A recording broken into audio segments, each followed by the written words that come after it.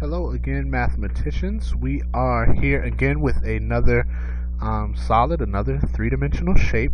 We're actually going to this time figure out the surface area of this triangular prism.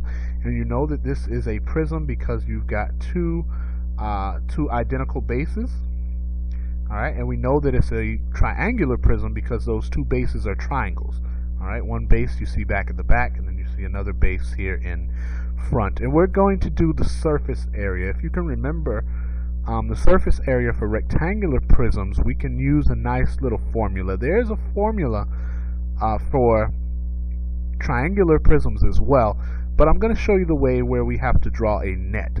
Okay, so we don't have to use a formula, but we are going to draw the net. And remember, the net is the sort of two-dimensional shape, the two-dimensional representation of this prism here. So if you imagine that this prism is kind of like a gift box, and we just kind of folded back the layers and folded it flat and laid it flat, that's what our net would look like. So we're going to try our best to draw a net. Remember, I'm not the best artist, so please bear with me, and we'll try our best here. So we're going to start with this rectangular bottom here. Do you see where I'm tracing?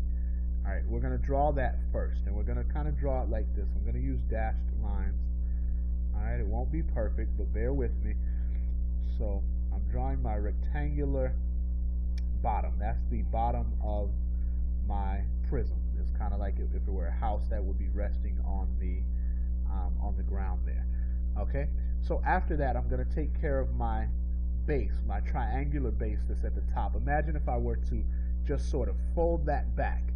If I were to fold it back, then I would be left with a triangle that kind of looks like this. So I'm going to put my numbers in. This measurement is 8 centimeters, so I'm going to put an 8 here. Alright, the height is still 3 centimeters, so I'm going to put that there as well.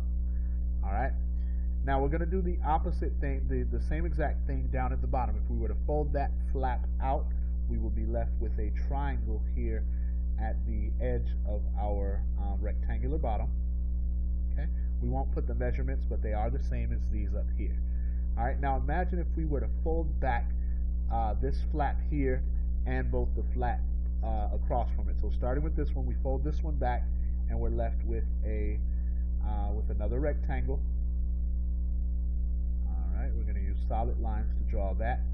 And remember, since this edge is 12, we're going to put 12 at the long edge here.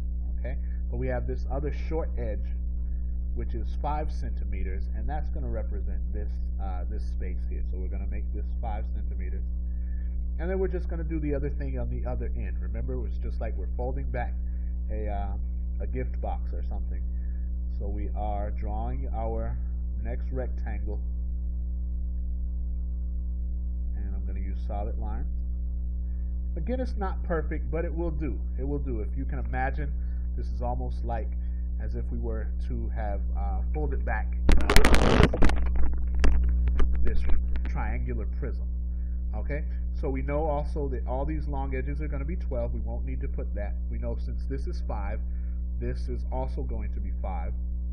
And since these are 5, we know that this is also going to be 5 centimeters in measurement. So I'll go ahead and just put a 5 here just so we know. Alright, make sure you stop and check, make sure you see where all these values are coming from. Alright, and then we will go ahead and continue. Essentially what we're going to do now is we're going to find the area of each shape. So we're going to find the area of this rectangle, this one, and of these two triangles. So let's start with the triangle. Alright, remembering our basic shapes, our basic area formulas. The area of a triangle is 1/2 the base times the height.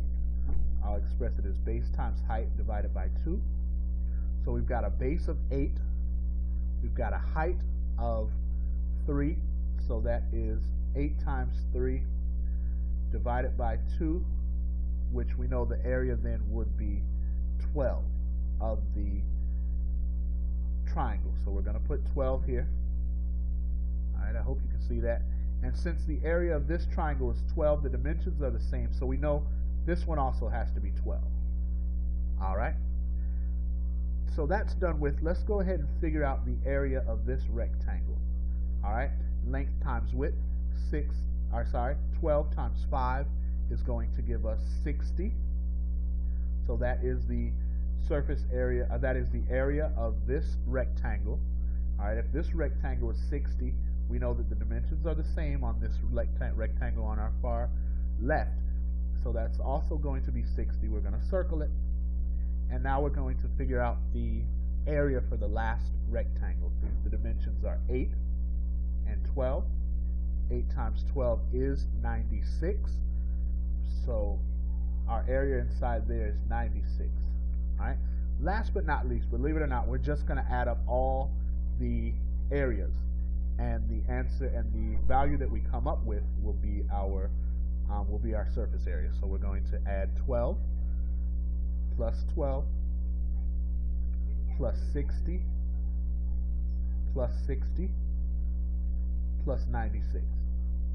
Alright, again, if you're not sure where those come from, take a look at your net. Alright, and when we add that all in together, we should have about 240, and remember our units, centimeters. Since it's surface area, we're going to square it. 240 centimeters squared. Alright, I hope you will agree that these were not as scary as they seemed in class.